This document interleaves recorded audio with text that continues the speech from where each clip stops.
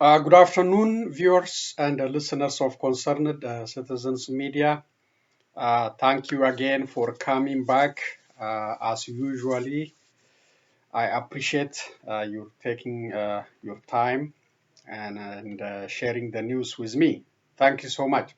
So today is November the 10th, 2022. Uh, Good afternoon, everyone. And I will start with the video. I think maybe already circulating in a different social media. This video is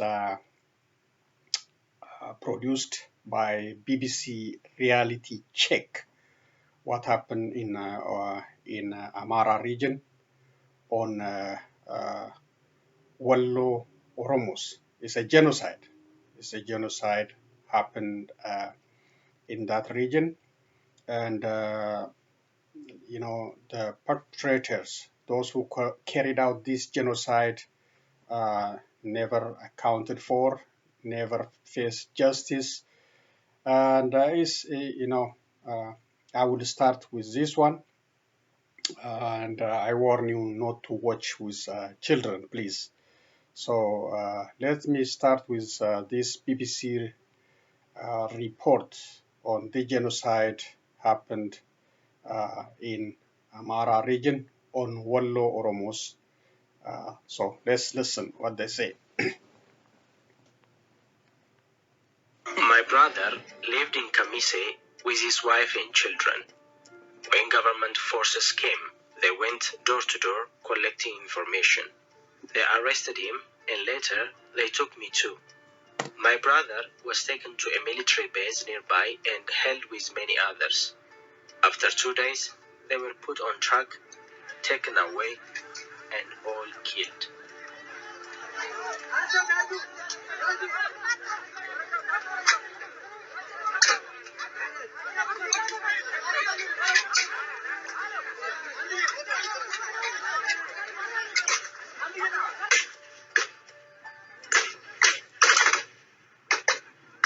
Witness testimony and video footage reveal the brutality of the conflict in Ethiopia.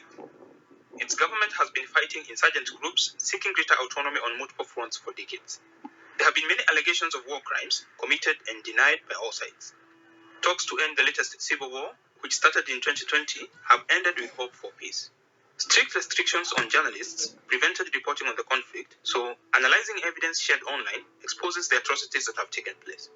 We have looked at one of these events, which took place last December, but was only posted online many months later. Ethiopia's federal forces and their allies had just achieved a military victory in Amhara state. An alliance of the Tigray People's Liberation Front from the north and the Oromo Liberation Army, a rebel group from the south, had been pushed out of this area. Men from the local minority Oromo community in this part of Amhara were rounded up and detained. Months later, I went to the place where he was killed. I could not find his body, but I found his clothes. It was there. I watched a video of bodies and recognized my brother. That's how I knew what happened. According to locals, these bodies were not allowed to be buried, as a warning to others. They say some were dragged off by wild animals. So, where did this happen? Who were the victims? And who are the perpetrators? Oromo activists abroad posted these videos online. In this one, showing the mass graves, a hill line, distinctive shrubbery, the flat bank of a dry gully, and a telephone mast are clearly visible. All the key elements of the video of the shootings match with those of the aftermath images. Stitching together frames from the videos to build up a landscape, we were able to pinpoint the location. The roadside can be precisely located to an area named by local residents near a town called Shefarobit. Multiple sources told us the Oromo men were held at a military base in Kemise, and we were able to identify the only route the truck carrying the detainees could have taken. One source was willing to talk to us anonymously, a government official. They provided us with an unpublished list of 30 names of the dead, all ethnic Oromo men. We have not been able to verify them all, but we were able to contact some of the family members. Most were too scared to talk, but not all. Families who lost relatives in that place have tried to mourn, but they were prevented, beaten, and imprisoned. My parents were afraid the same would happen to us. But I insisted. I will not hide my brother's death. I will mourn him in public. I swear to God, my brother and those men were only killed because of their ethnicity. My brother was not involved with the Oromo fighters. He did nothing wrong. We know federal government forces had recently taken control of the area we have identified. We also know that these forces were supported by Amhara regional government troops and a local Amhara militia group known as the FANO. We have isolated the faces of 5 of those involved in the killings. There are men wearing the black and red headscarves clearly complicit in the executions. They are speaking Amharic, one of Ethiopia's official languages. There's writing on the black headgear clearly identifiable as that worn by some members of pro-government forces, including the FANO militia. Others in the video are also complicit in the killings. Their camouflage uniforms closely match those worn by Amhara regional government troops, known locally as special forces. We were given names of those allegedly involved in the killings, but could not verify them. What we can identify are the names shouted out in the video itself. Kasu, Abebe, Belete, and finally Andie, the man behind the camera. We have spent weeks trying to match these names and faces with social media accounts and through other videos posted online. But poor quality footage and blurry faces make facial recognition harder, so we have been unable to independently identify the individuals responsible for the killings.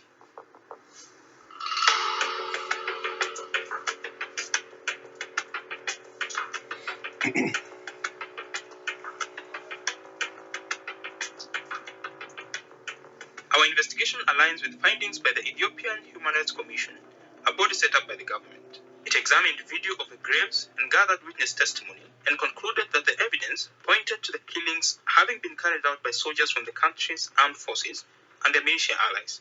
And it has called on the government to hold credible investigations into the killings and to hold the perpetrators to account. We have asked the Ethiopian authorities whether they intend to carry out an investigation as requested by the Human Rights Commission. We have had no response. And as far as we are aware, no arrests or prosecutions have yet been made. He is the most unpopular US president. Okay, so that is worth repeating if you already watch with different media. Very, very important reality check by BBC. We appreciate. Thank you, BBC, for exposing, for checking the reality on this genocide, really, genocide. And as you can see, the actors are visible. They are not hidden. They are visible, known by local, regional, and federal authorities. Did they hold them accountable? No. For killing 30 men taken from Oromia Special Zone in Wallo area and massacred in just in public with video recording. It's very tough, really, very tough. Nobody held accountable. Even the names are given, the faces are clear if there is the intention, if there is interest to investigate, but no intention. They want to destroy the Wallo Oromos, displace the Wallo Oromos from that region. That is part of the operation. Just giving them names as Onak Shane supporters and just killing them in a brutal killing. So this evidence is more than enough to force the local authority, the regional authority in Amara, and the federal government, the head of the federal government, Abiy Ahmed, to remove from power and to bring them into justice. But so far, no arrest, no prosecution, Nothing, nothing. Just continue other operations, and these authorities, these local, regional, federal authorities, still in power, intact. Nobody touched them. Nobody investigate them. Even the international community, they just ignore this.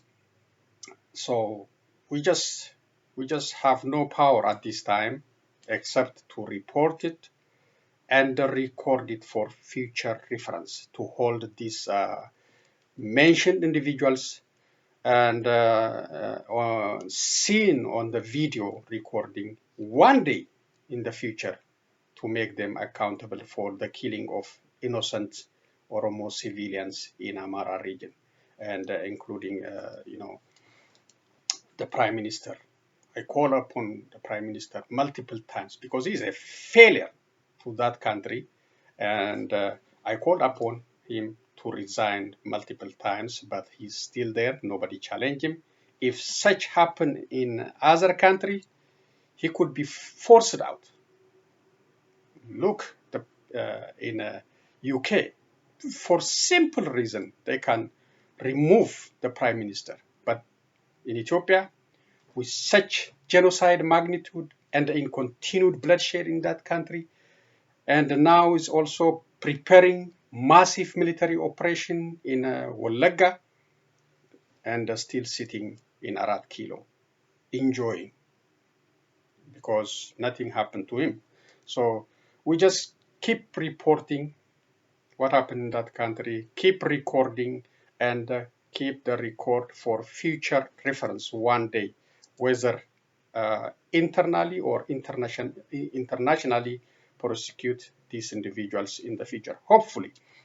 So that is a very explosive uh, reporting and reality checking by BBC. Thank you, BBC, for doing that, and for exposing the killing of 30 men from Wallo special Oromia zone. So that's explosive video, and we'll see what can happen in the future. At this time, all of them, the actors, those who order the action, they are enjoying their life and continuing the bloodshed. Okay, the peace talk between Tigray region and Ethiopia Federal Authority continue in Kenya, and the main obstacle for this peace talk is disarmament. Tigray regional representatives, General Tadesse Warrada and others, objected the immediate disarmament and demanded especially the removal of the Eritrean forces from Tigray. And so they refuse, according to different information coming out. So they refuse. So they are still negotiating and demanding the removal of Eritrean forces and other forces from the region, and to establish trust first, trust between the federal government and the Tigray people. The trust is broken from all their operation, brutal operation, genocide, and atrocities, and hate speech. So the trust between the federal government and the Tigray region is broken.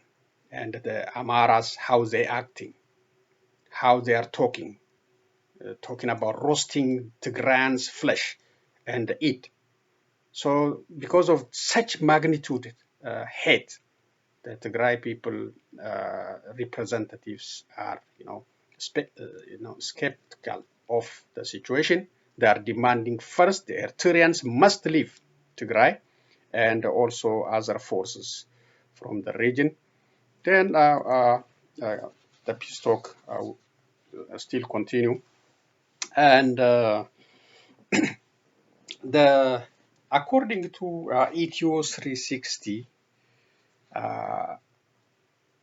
last week, the peace talk last week in South Africa, Pretoria, almost at the breaking point. Both parties refused to sign a peace deal. And then, finally, according to Ethio-360, citing their diplomatic sources, say the United States brought up the lasting nuke option on the table to force this group to sign. Nuke option, the last card. They're ready to, to disperse, go back to their places.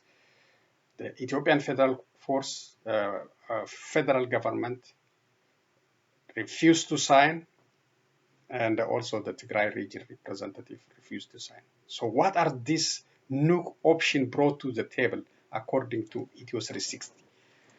About three or 4 points. One, these are serious warning from U.S. government, from Mike Hammer, who is on the in the table. Said, if you guys don't sign this peace deal, these are the options you have. Here we go. One, banning the Ethiopian Airlines from flying to the United States cities and other European countries. And the United States is ready to organize, to talk with friendly countries to ban this. This is a very serious one. This is a choke on Abiy Ahmed's head. Second, terminating financial institutions, banks working with the Ethiopian government.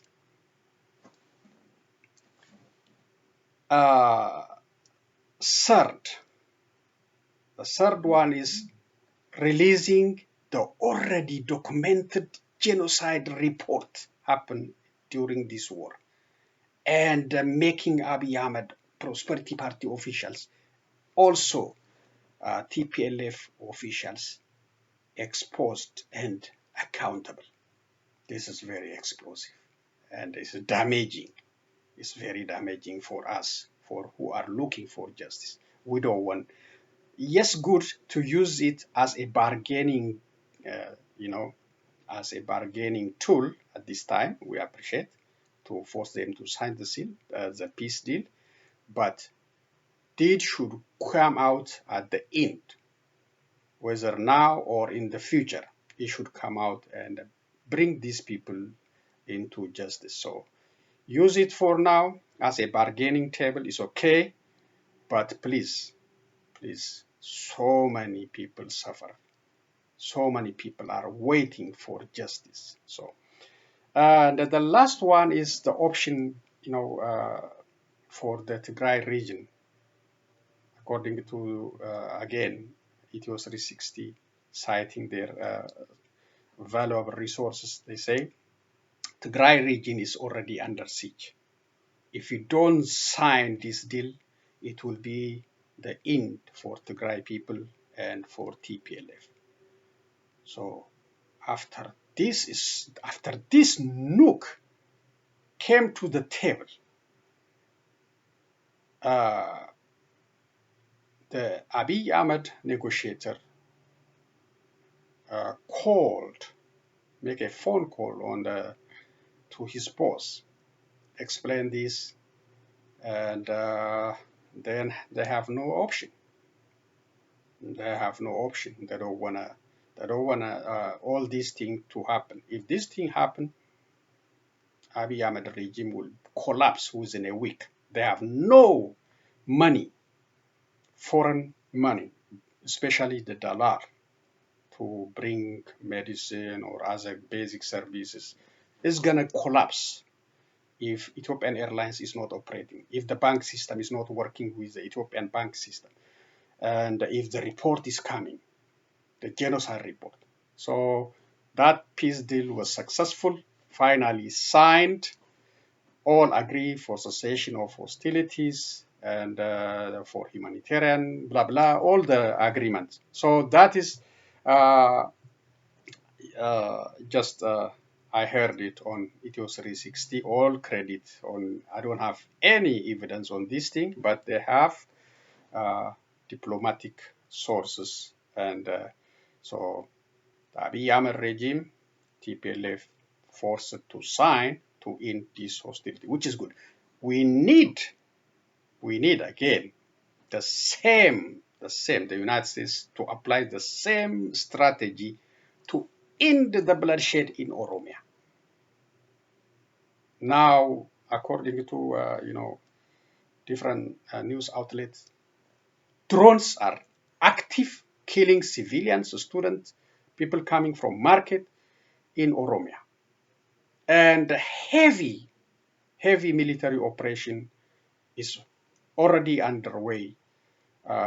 So we need the same kind of nuke option to apply on Abiy Ahmed to sit down with General Jalmarro and end the bloodshed happening on Oromos.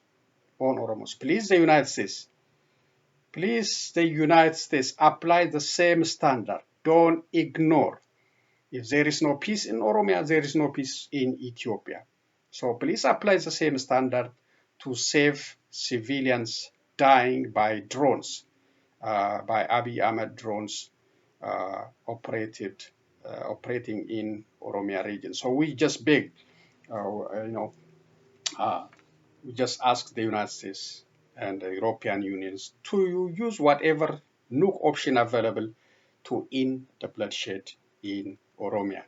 The other thing is the Ethiopian government propaganda media, Fana television, is reporting there are, 4 different teams or groups assigned to facilitate the delivery of humanitarian aid and the reconstruction in Tigray. That's why they say they are not trustworthy, but they assigned different routes, 4 different teams to organize through Gondar line, through Kombolcha line, through different, to reach Tigray, which is good if it's true, but usually they are not trustworthy. So they have different group 1, group 2, group 3, group 4 to facilitate humanitarian aid to Tigray and the reconstruction of Tigray.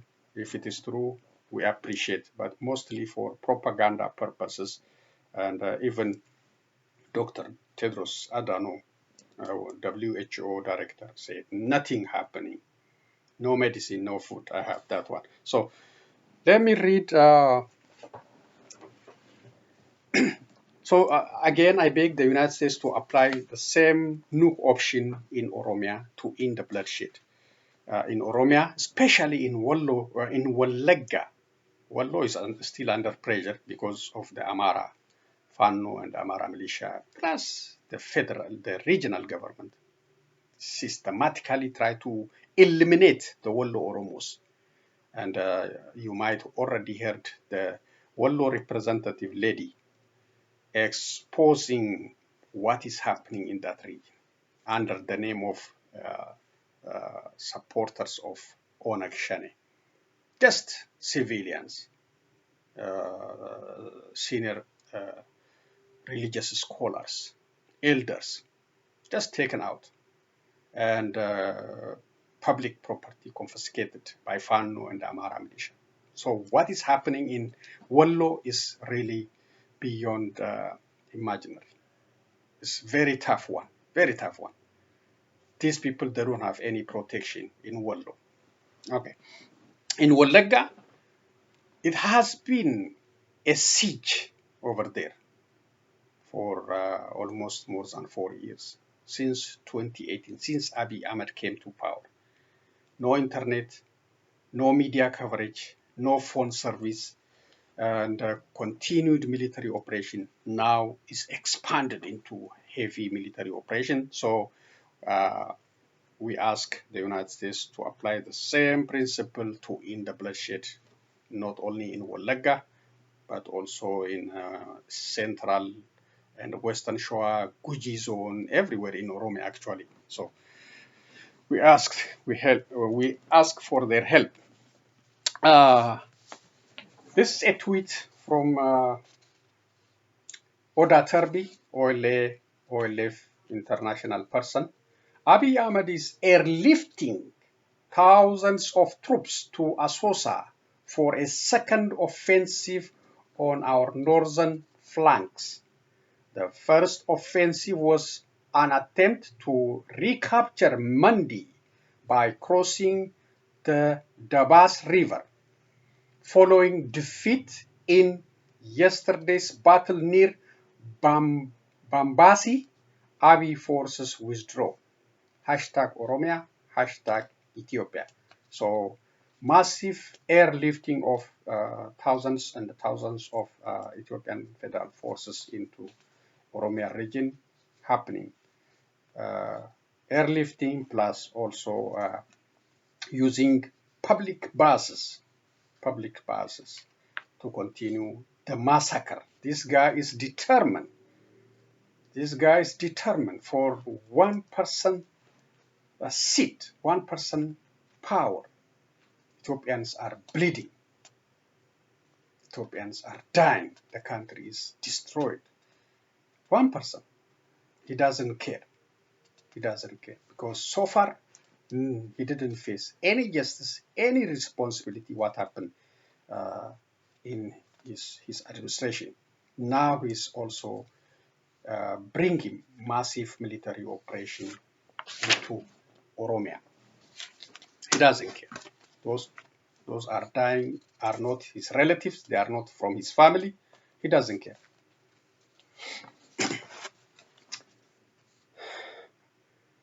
Okay, couple of news from Addis Standard.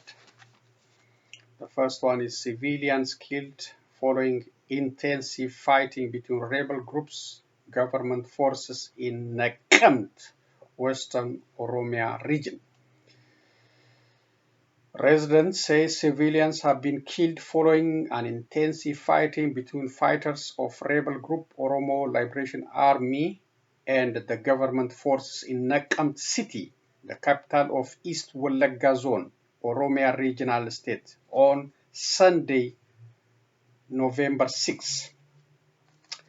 Two residents of the city who spoke to Addis Standard on condition of anonymity said the clash started early morning after several fighters of the Oromo Liberation Army entered the city fighting and were able to partly control the city, which is approximately 317 kilometers from the capital Addis Ababa. They, members of Oromo Liberation Army, entered the city, Naqamt, at around 6:30 a.m. local time via a road from the western direction. They broke into a prison located in Kabale 05 and set prisoners free. They also seized Oromia Special Force campsite located in Kumsa Moroda and confiscated weapons.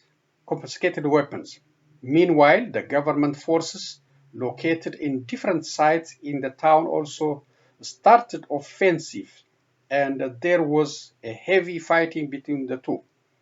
The fighting continued until after 12 p.m., the first resident said. The resident confirmed that the government force retook full control of the town in the afternoon.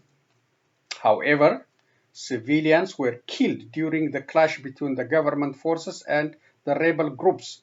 I cannot tell the exact number of casualties as we are still restricted in our houses. However, I know at least 2 people have died, which I confirmed from my friends on the phone. The government forces have carried out aerial offensives, and we suspect there will be more casualties. the witness said, adding that after gaining full control of the city, government security forces have been hunting down residents who they suspected of having association with the rebel fighters. The security forces are hunting down residents door to door. They are taking measures against residents who were seen with the rebel forces on the day. I heard that they have also killed some of the suspects, he said. A second resident corroborated the first source that there was a heavy military engagement between the two forces last Sunday, adding that the incident have restricted movement, business activities, and other public service except for some small business owners who have managed to start their usual business activities. The source further said that government security forces were still operating in the city to identify those who allegedly cooperated with the rebel group. Oda Turbi, spokesman for the Oromo Liberation Army, tweeted on the same day that OLA forces rescued over 120 political prisoners from Kumsa Moroda, a museum-turned military camp and a prison, and destroyed several regime military installations in the city. The Oromo Liberation Army, commonly referred as OLF Shane by government officials, has been designated as a terrorist organization by the Ethiopian Parliament. The group has been actively fighting with government forces since 2018, and there has been reports of increased fighting in different zones of the Oromia region over the past weeks, including multiple government airstrikes reported killing civilians. A witness in Bila town of West Wallagga told the AP that he saw bodies scattered on the ground following an alleged aerial attack on 2nd November by what he described as a small flying plane or possible drone. The BBC Afan Oromo service has also reported about the same attack, saying that at least 60 people, including 11th grade students, have been killed by a drone strike. Both the federal and Oromia regional governments didn't issue official statements on the latest fighting. Earlier, Addis Standard reported that at least 68 people were killed in a drone strike in Ofu Beki village, Chobi district, in the West Shoa zone of Oromia region on Sunday, 23 October. The federal government signed a cessation of hostilities agreement with Tigrayan forces last week to end the two-year war that ravaged Tigray, Afar, and Amara regional states. A major opposition party in Oromia, the Oromo Federalist Congress of OFC, commented on the peace agreement and urged the government to address the war in Oromia in the same manner, without which, according to the party, durable peace and security cannot be achieved in Ethiopia. Yes. We urge the government of the Federal Democratic Republic of Ethiopia to stop its military action and extend similar peaceful hand to resolve the conflict in Oromia and other parts of the country through political mechanisms. Oromo Federalist Congress call on all political forces in Ethiopia, all Ethiopians, and the international community at large to exert all necessary pressure and support an initiative for a peaceful end to the ravaging war in Oromia. So yes, please, the United States, use the same nuke option to force Abiy Ahmed to sign a peace deal in Oromia to end the bloodshed in Oromia. This is about journalist Gobeze Sisay. The Supreme Court upheld ruling to release journalist Gobeze Sisay on bail. Now it seems justice is working, I hope. The Federal Supreme Court has upheld a ruling by the Federal High Court to release journalist Gobeze Sisay on bail. His lawyer, Adisu Algao, told Addis Standard. Adisu recalled that the Federal Higher Court ruled on 13 October to release Gobeze on 20,000 Ethiopian birr bail, which the federal prosecutor appealed to the Supreme Court.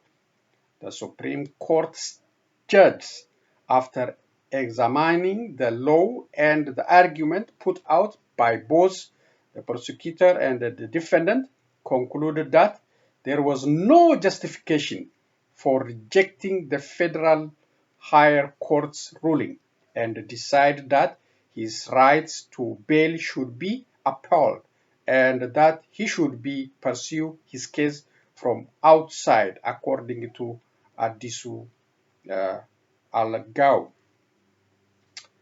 The judge, however, raised the amount of bail money from 20,000 to 100,000 birr, Ethiopian birr, given the nature of the seriousness of the crime with which he was charged. Yeah, they know this is a politically motivated case, but you know, to avoid punishment from the prime minister, they just raise it, the bail money from 20,000 to 100,000. So maybe Gobeze cannot afford to bring 100,000, so he can stay in prison. So they may be playing game, but it makes sense on the first one. The justice system start working. Gobeze Sisay, the owner and the founder of Amara Voice, an internet-based media, was also banned by the High Court from leaving the country, and the Federal Supreme Court ruled to uphold the decision.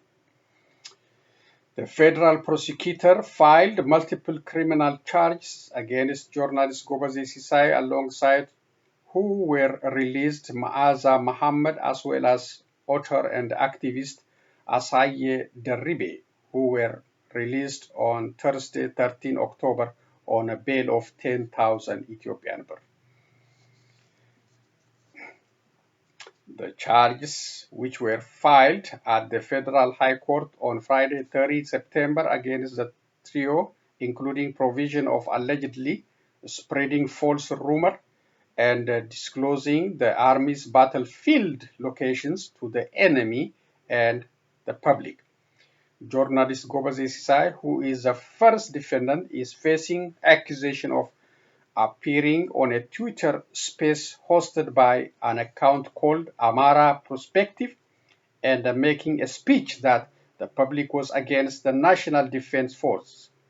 He is accused of saying that the youth do not want to be on the side of the government and stating that the public desires to see the TPLF back in the capital, Addis Ababa. The charge accuses Gobeze of sending out information that undermine the public's confidence on the defense capacity of the government and working to create ideas that harm the good relationship between the people and the army. It also accuses him of posting on his personal Facebook account saying, in the current war, the leaders of Fano, Merre Wadajo, and Demile Aragao, who are fighting against the TPLF, have survived after being shot from behind repeatedly. In this situation, there are users who question, how can I trust the government and go to war? So that's why he is arrested, for expressing what he knows from the public and from the fighters. So Abiy and prosperity officials are not happy, so they want to silence him. And So what they do now, they approved the bail, but they raised the bail to 100,000 Ethiopian birr. That's part of the game. So this is from WHO director. Despite what I said about 4 different groups assigned to facilitate humanitarian aid delivery to Tigray, let me read what he said. Food and medicine not reaching Tigray yet. The World Health Organization says no food or medicine has reached the Ethiopian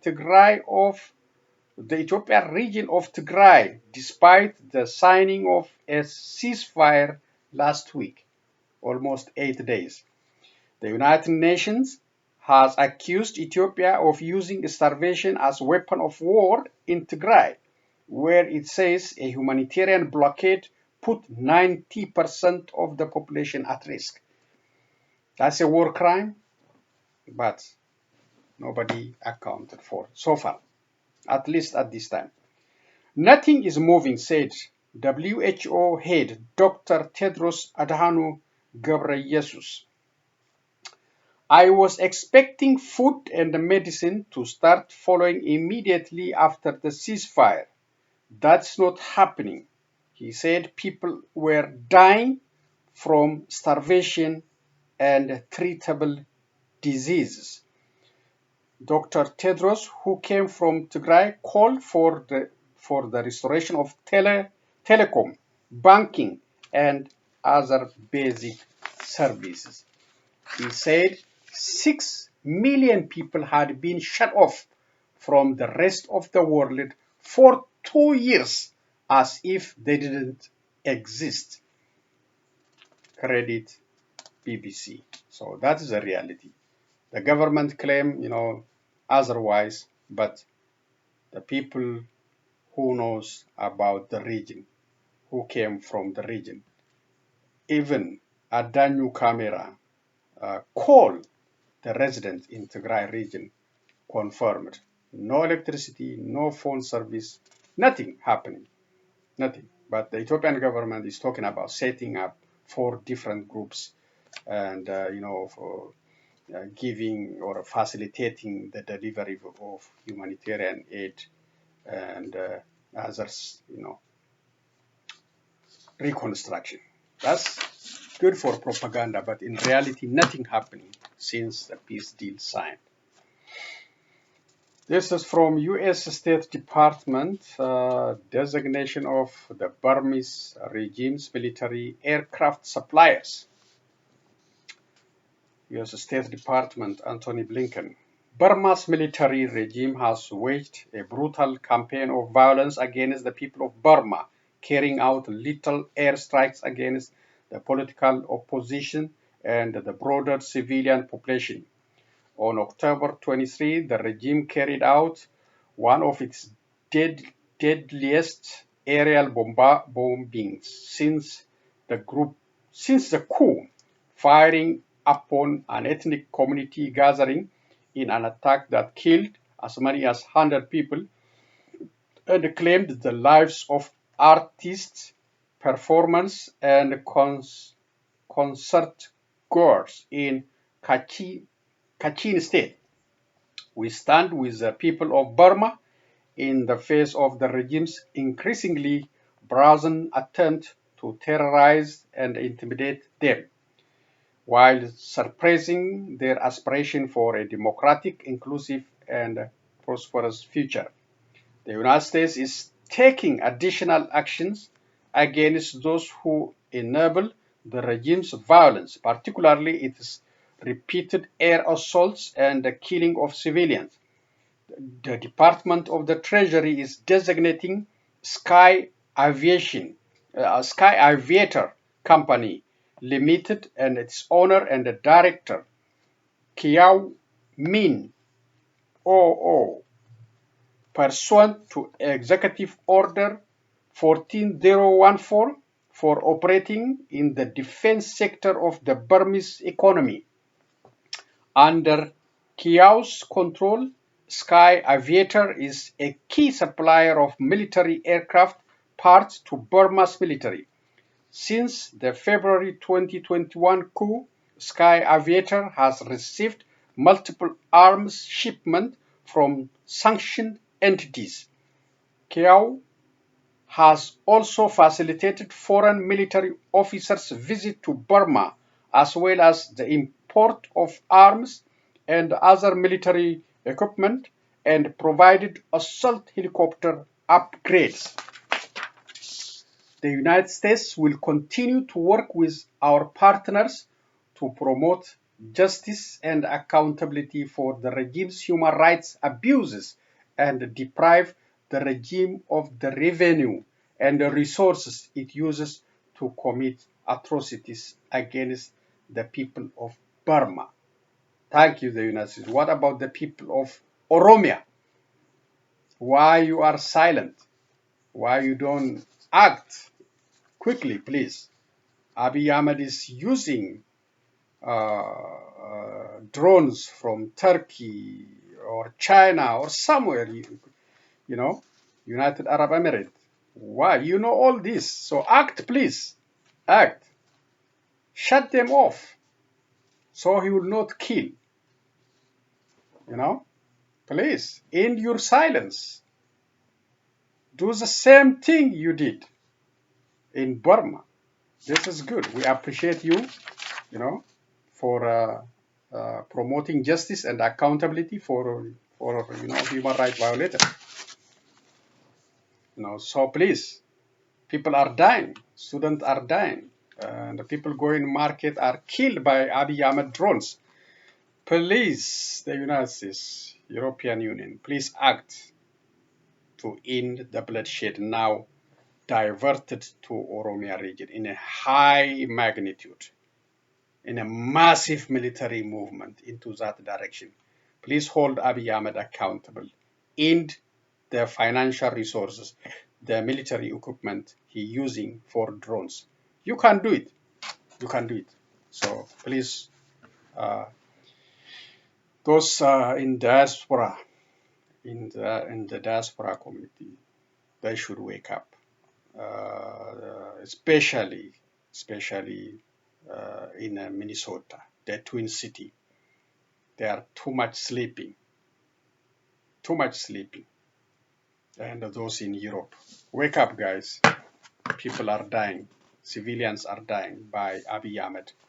And for the sake of his power, people are shut down and the bloodshed continue. So that's the end of the reading. Let's share the videos I selected for you today.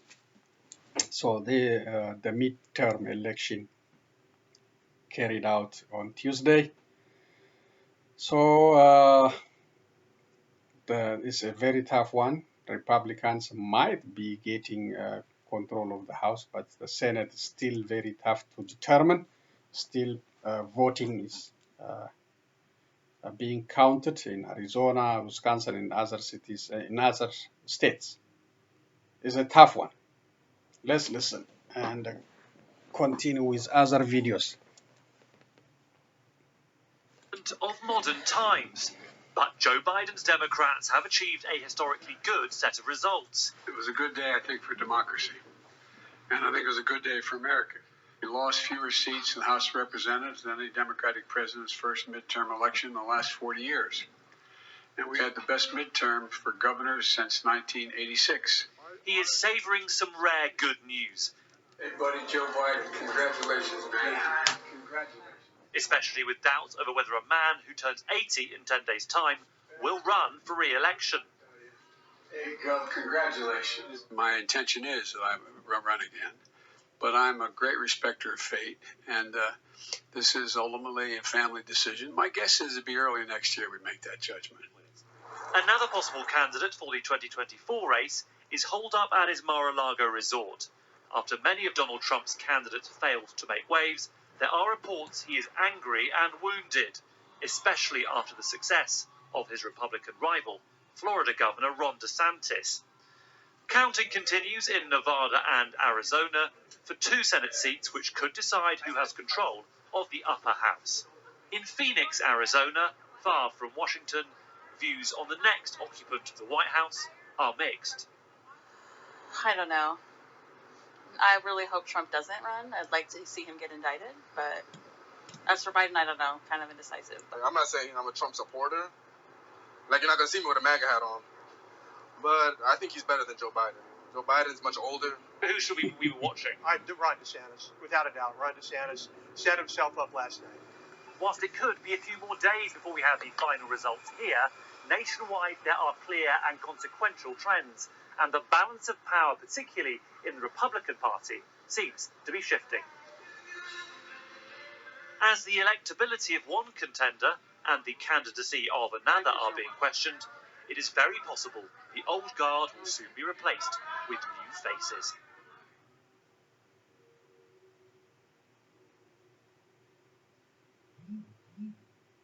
It was a successful night for Somali-American politicians, including Ilhan Omar, the most prominent Somali-American politician who won re-election for her Minnesota 5th district seat. For more perspective, let's turn to VOA Somali senior editor Harun Maruf. Harun, tell us more about the Somali-American winners. Yeah, the Somali-American wave. 12 Somali-Americans have won their elections. In Minnesota, there were 12 candidates. 8 of them won. 2 won in Ohio and another 2 in Maine. Ohio, Minnesota, and Maine are some of the heavily populated states in the United States for the Somali community. And the main winners are Ilhan Omar, who was elected for the 3rd time to the Congress. But there are also newcomers, a young lady who's just turned 25, Zainab Mohammed. She's going to become the youngest black Muslim state Senate member in Minnesota. We have also Deqadala in May. In May, she made a history last year when she became the first Somali American mayor of a U.S. city. She's now being elected to the state house. She will be joined by a young candidate. Her name is Mana Abdi. She will also become a member of the state legislature. In Ohio, they are also making history. 2 Somalis for the first time entered the state house legislatives. So there's big wins for Somali Americans. Do you think that the Somali American community makes the most winners in terms of those candidates with African roots vying for elected positions here in the U.S.? Somali American women were the biggest winners. I can say that because 7 out of the 12 winners last night were women, and they have been performing magnificently. And that's in a quite contrast to the situation of Somali women back home, which they are struggling in getting enough representation in the parliament. For instance, in the last 2 elections, women in Somalia have failed to get 30% in the 2 houses of the parliament. That's the percentage that they were allocated by male politicians. So still they were not able to get the number that they were promising. But in the diaspora, the situation is quite different because women in the diaspora have opportunities that women back home do not have. They can be elected in their neighborhoods, they can campaign freely, and they can be supported locally, their education institutions, and also their local community. But in Somalia, people who are joining the parliament have to be selected by clan elders. And the clan elders usually favor men. So that's why women back home have restrictions. Let me tell you, the girls in Somalia, the women in Somalia are watching the Somali American women winning posts here in the U.S. So don't be surprised next polls. Harun, thank you very much. Okay, one more. Ready to break free on your best vacation ever?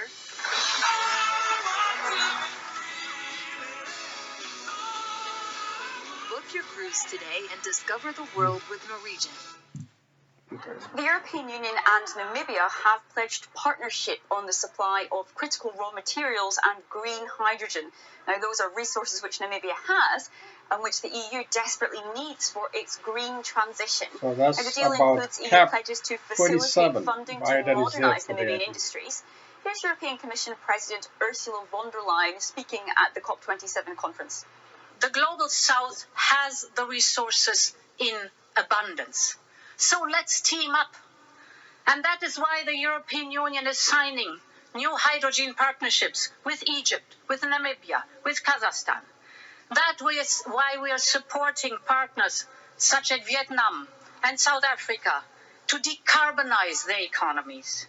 Now, von der Leyen is highlighting projects which are dedicated to renewable power, but Europe is also seeking to import more fossil fuels from gas-rich African countries like Senegal and Algeria as Europe tries to cut energy dependence on Russia.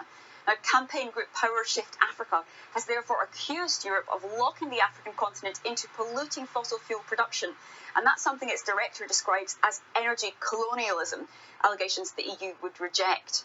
Some African countries are also pressing Europe to make clearer financial commitments on compensation for loss and damages caused by climate change. Only a handful of EU countries have done.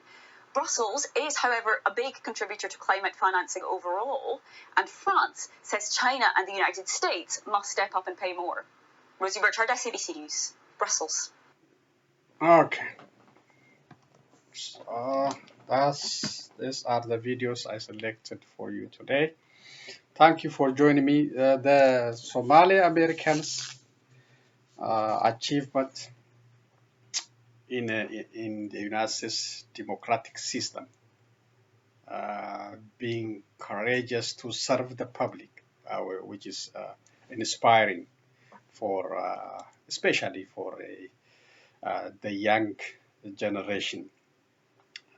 This is our home, and we should encourage the young generation who can effectively serve their community. They should run. This is their home. This is their home. This is their new reality in the United States. So I congratulate Ann Umar on her re-election, and the other Somalis who made history in this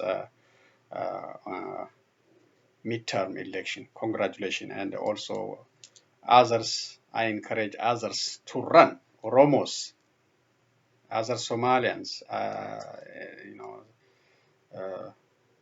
others to run for office.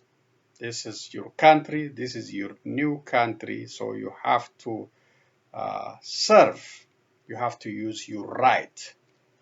It is a right to run for the office as long as you are the citizens of this country. So congratulations on the Somalians-Americans achievement, especially the woman. And on Biden, I think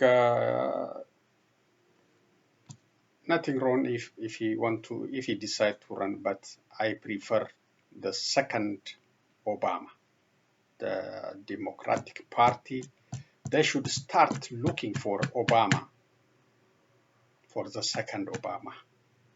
Very young, very articulate, very inspiring, with a clean record.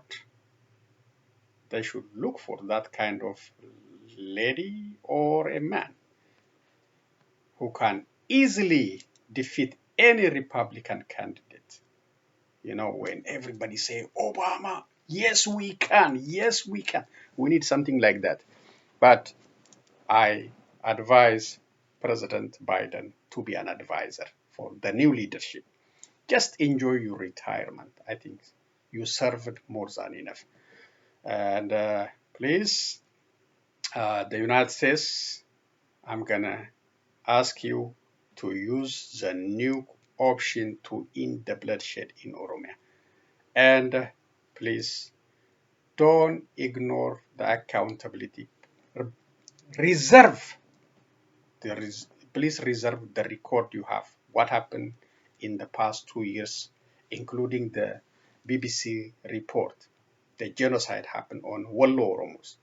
Keep it for record. One day you will bring it out when the new government established in Ethiopia, or maybe you can bring it into international court. For now, use it as a new option to bring peace in Ethiopia. That's all I'm going to say for today. Thank you for joining me. I will be back with other news update. Be safe and enjoy your day. So long, everyone.